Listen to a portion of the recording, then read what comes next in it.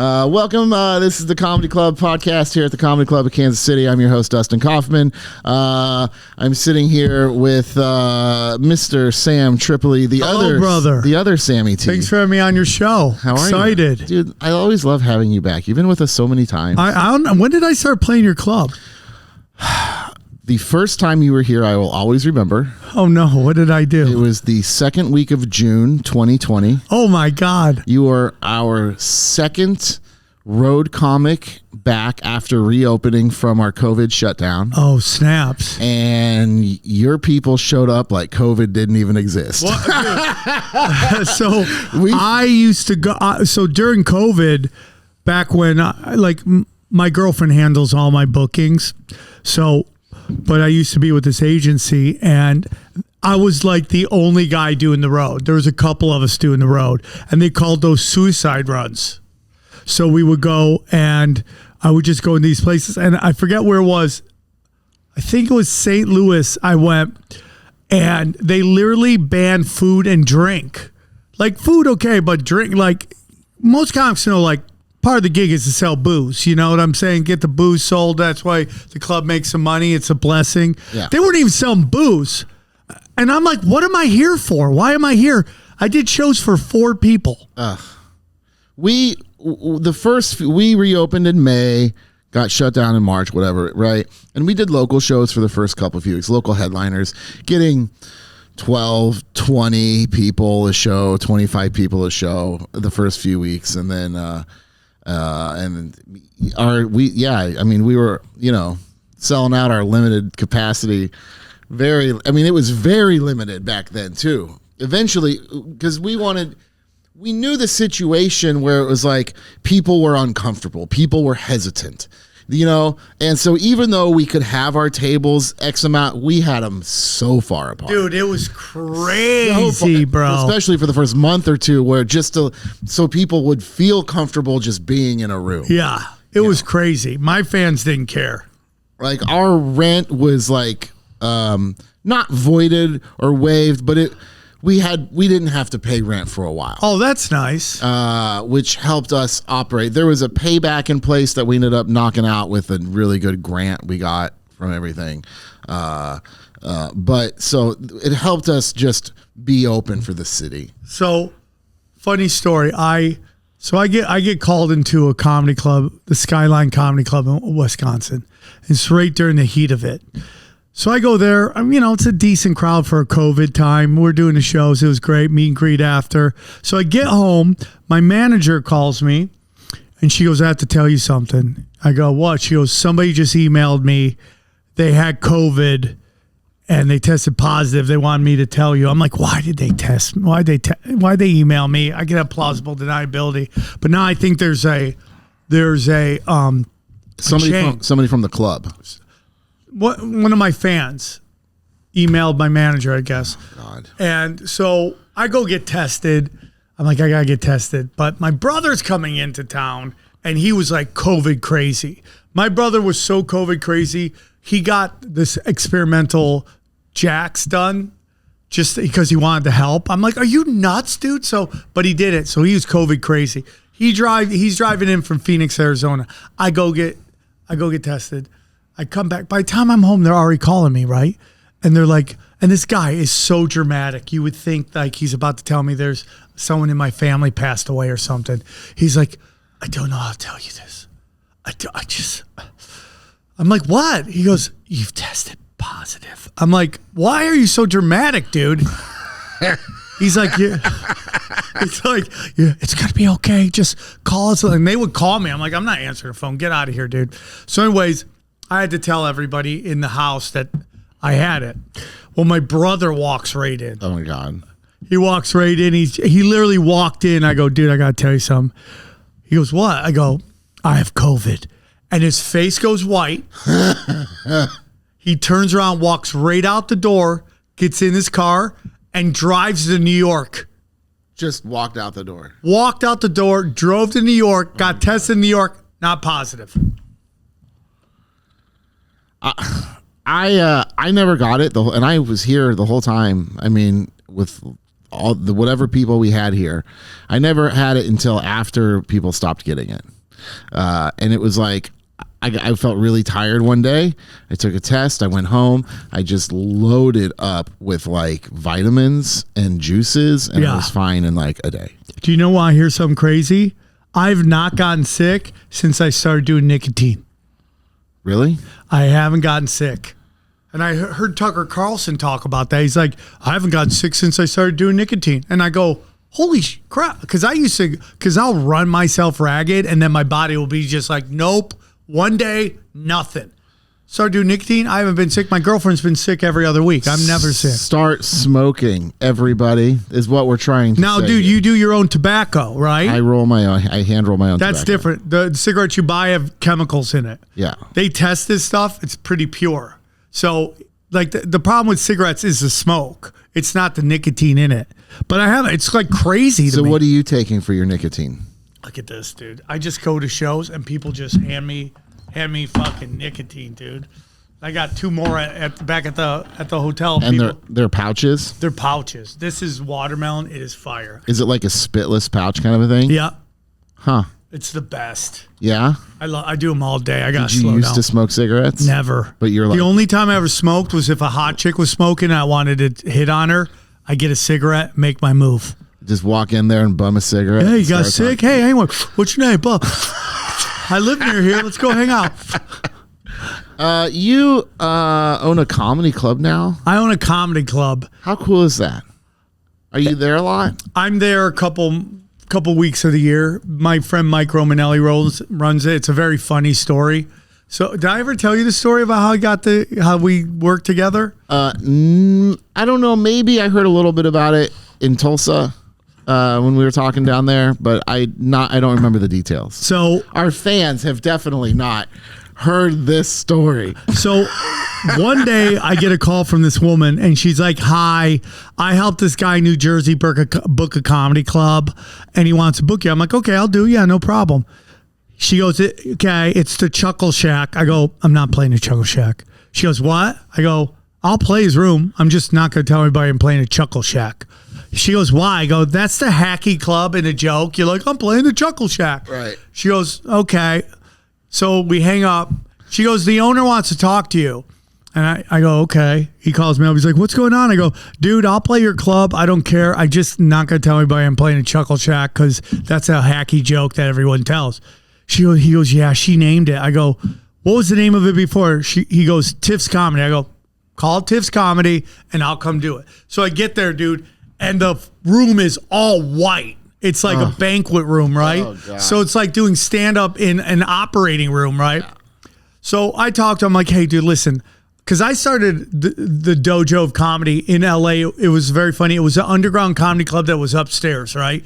So like this one restaurant called the Sycamore Tavern had a cool upstairs, kind of like this, right? And I'm like, dude, let's run a comedy club out of here.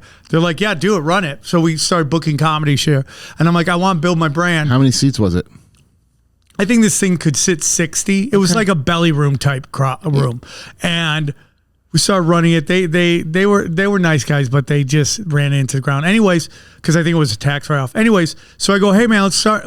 Can we call it the Dojo of Comedy? He goes, yeah, sure, let's work together. So we started working together. So every other phone call, I'm like, you gotta paint it, dude. You gotta paint it. It's white. You gotta paint it. Resisted it for a while. So then it became August when comedy clubs slowed down because of summer. I go, dude, it's August. We have money in the bank. Take that money out of our bank account and pay for it to get painted. I go, paint it black. He goes, okay, I'll do it. Did it. First show, he called me up. He's like, you're totally right. It's totally different.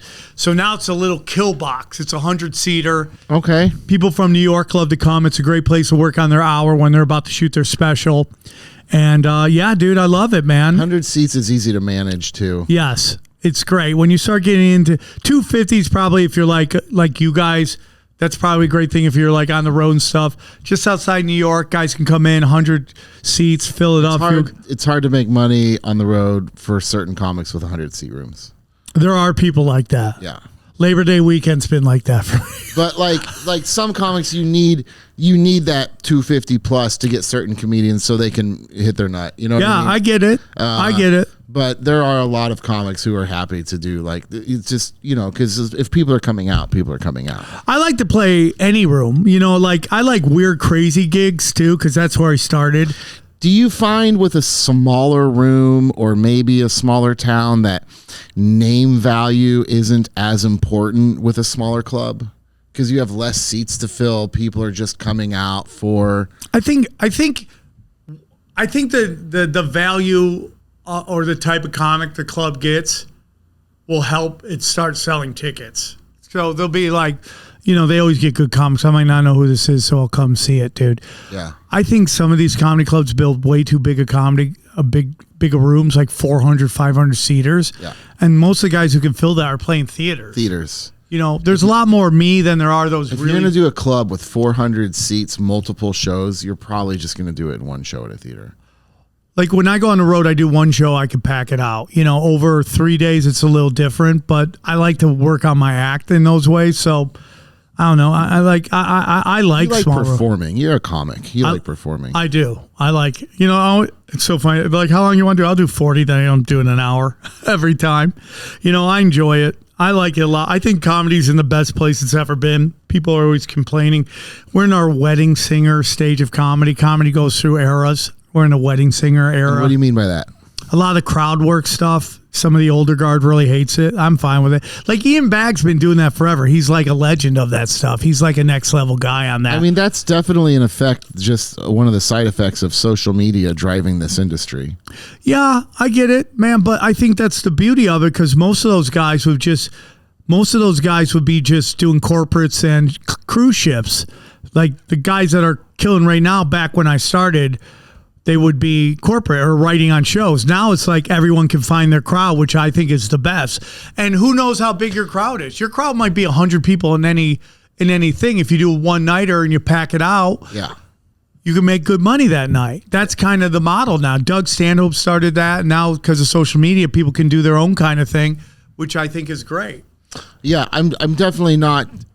I mean, I don't think that was and it probably didn't come off that way, but I don't think that was meant to be like a negative, like as being a side effect of social media. It's just a fact, like because everything has gone to social media. Social media is the new gatekeepers. It's who they let to be seen, who they don't let to be seen. Well, I mean, and radio for marketing club wise, radios don't work, TV doesn't really work. I mean, so like it's all on social. Well, you guys do a great job. Well, I can tell the clubs that work. That try. I remember about 20 years ago, a comic named Chad Zumach and we just put together a little tour together to do it and have fun. I had a small podcast that was doing well, so we decided to go on the road and do some stuff. And we weren't doing huge numbers, but it was good. It was fun. And then I played the Syracuse Funny Bone on a Wednesday in a fucking blizzard, and 50 people showed up.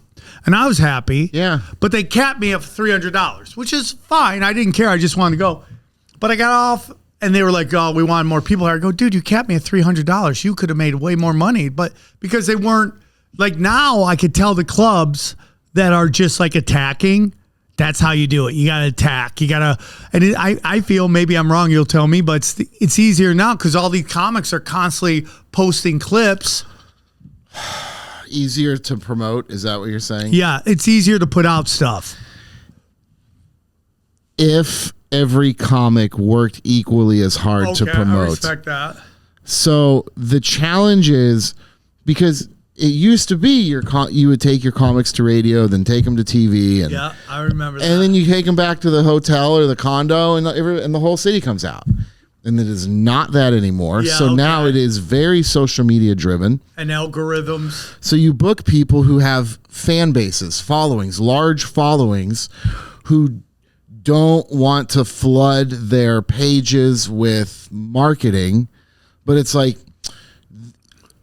man, sometimes it's pulling teeth just to get a post, to get a story, to get anything. It's like, so we can reach comedy fans, but we can't reach their fans. I get it. You are the only ones who can reach your fans. Let me ask you something. How long out do you think a comic should start promoting? Because I've always been told tickets start selling 2 weeks out. Well, they start selling more, but we have them sell. I mean, we put them on the calendar. We have an event list that shows all of our upcoming events when we send e-blasts. So we're not hard pushing it, but we're selling. So if it's there, it's selling. What we like to do right now is we like to get a just announced collab with our comics when we put it on the calendar, or to make a little. Do some people not collab with you? Some people don't want to follow. Most people do. Some people don't want to follow comedy clubs, and it's a little bit hard. Most people, especially when you just make it seem like this is what we need, then that's what, you know what I mean? Most people will, but occasionally it can be frustrating. It's like, dude, you have how many hundreds of thousands? Tell somebody you're going to be here. Do you find that the younger comedians who hit are easier or harder to work with? I think younger comedians are fine. It's the people who, I think the frustration for me is I've been in this industry for so long, 2.5 decades, So when I'm happy for everybody's success, and I'm happy for every new customer we get in here and every ticket we sell. But sometimes when people just go from social media to headlining, they don't have that respect or understanding of the industry. Yes, I've so said that side for me can be frustrating, but that's not too much either. You know what I mean? It's like not of appreciation. I'm trying to be very nice. I get it. I've seen it. I think because the game has changed, like clubs in LA or New York get affected because people jump those clubs. They go right to the theaters. I'm not going to point names. I'm not going to say any names. We had somebody who blew up on doing well on social media, had a good amount of tickets. It was just a one-off.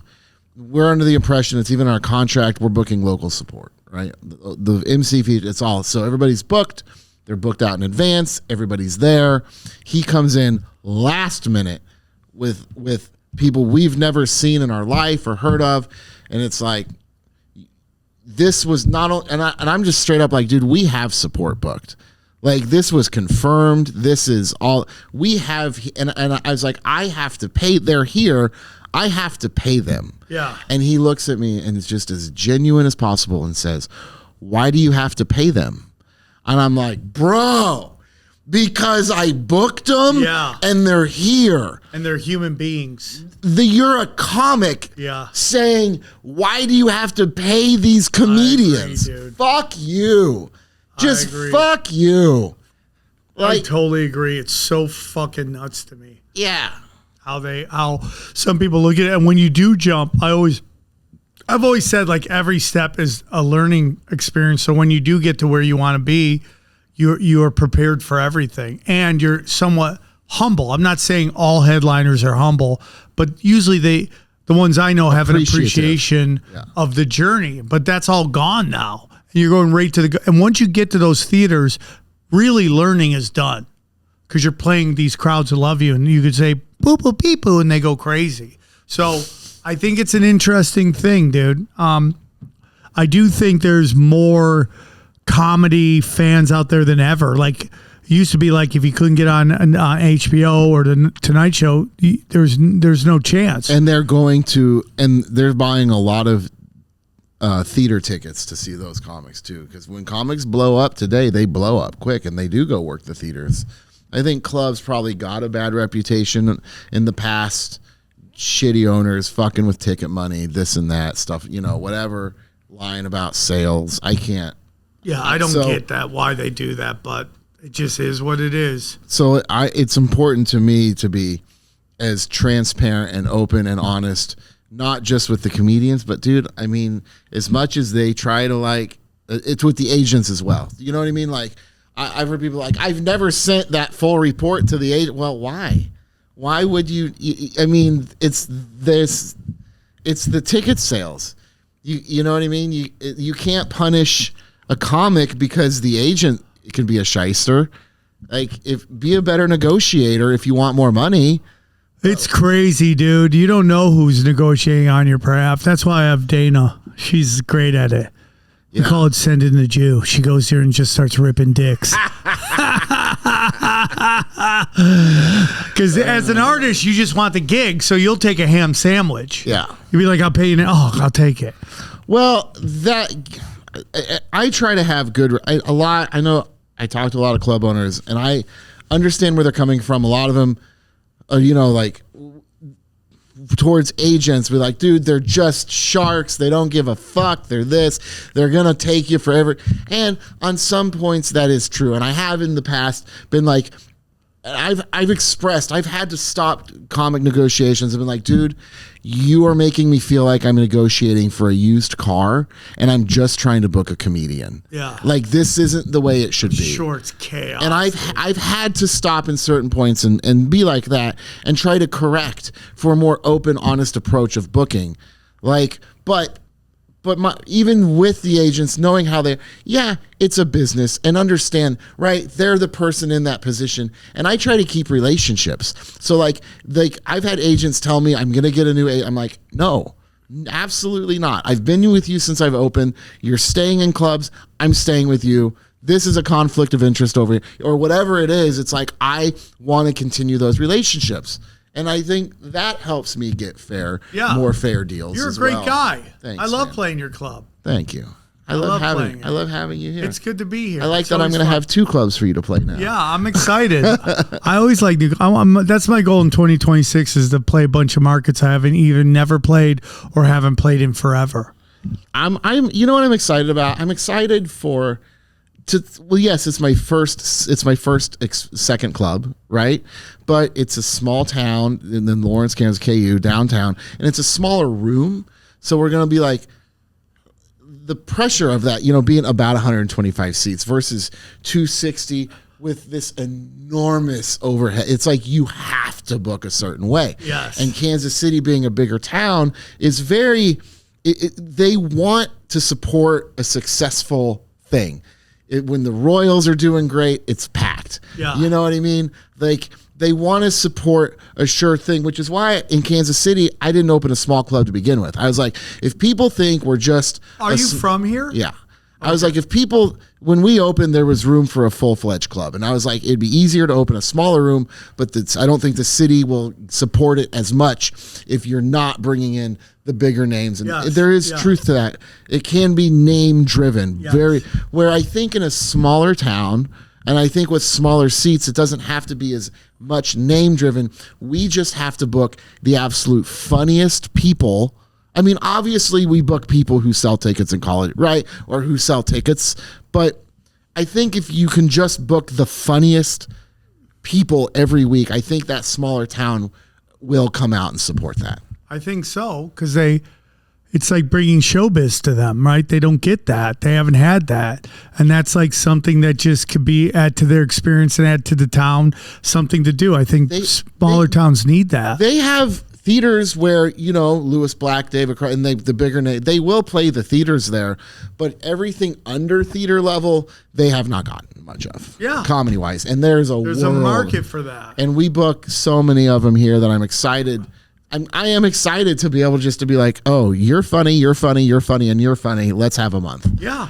Let's put a little diversity on that. Bangers. Banger. Show them nothing but greatness. That's what I'm all about, dude. Yeah. But it's also, you could also bring in guys are about to blow up.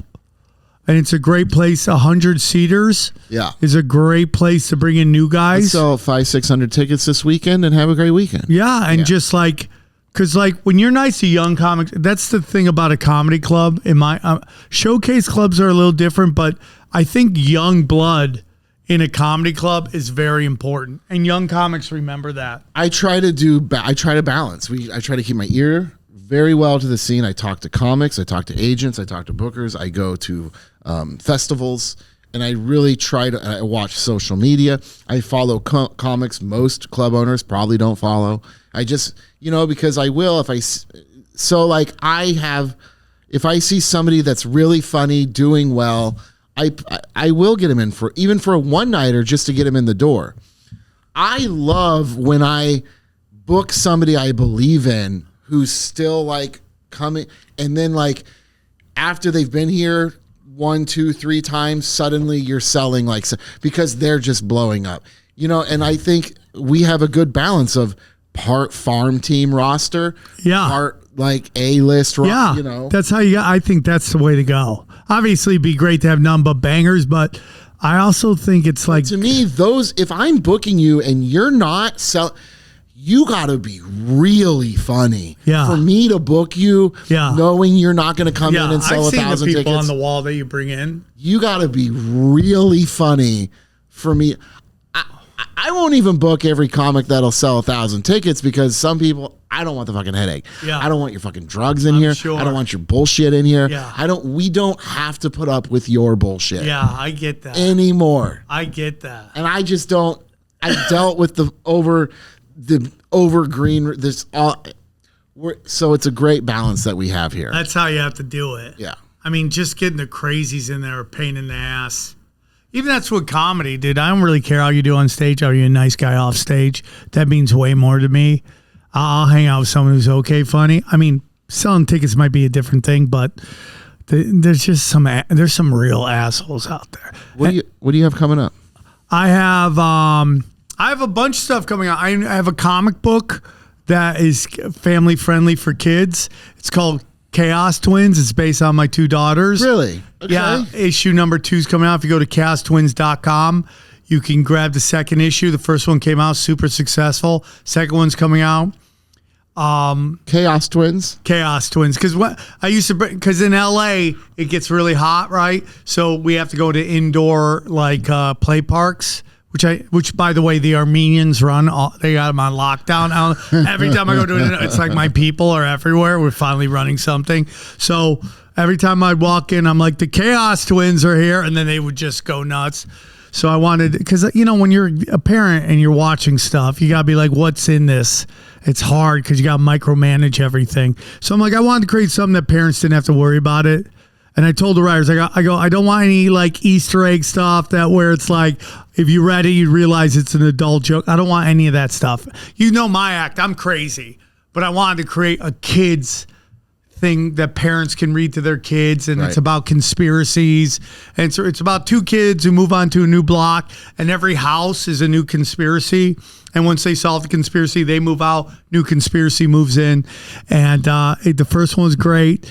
And now with this AI stuff, everyone hates AI, but I think we're going to be able to animate it, which you gonna do AI animation for the? Yeah, I mean, I would love to hire a human being, but it's so much more. Software you have? I have a thing I would like to do with. I want to do that too, so I'm working on that. And then I got a movie that might be getting made. I'm going to have one line in it. I don't want to act because I don't like acting. Okay. Coverage is bad. And then I'm working on a really crazy project. I can't get too much into it because I don't want anyone to jack the idea, but if it goes, it's going to be amazing. So I'm very excited about it. So I'm blessed that there's some people who love my podcast, Tinfoil Hat, and they want to work with me. So I pitched them this idea and they're like, yeah, dude, that's a great idea. And we kind of got the Michael Jordan of this thing that we want to do to work with us. It's like a blessing. So yeah, man, we're really excited about it. Are you just at Sam Tripoli? At Sam Tripoli on everything. I'm finally got on shadow banned. I think I'm back to shadow ban, but I finally can do ads. I can finally take out ads on Instagram. I couldn't take it out for 5 years. I lost I'll end it here, but I lost my account on Twitter and on Instagram for years. They finally gave it back to me. I had to pay a guy $3,000 to get my Instagram back. Really? $3,000.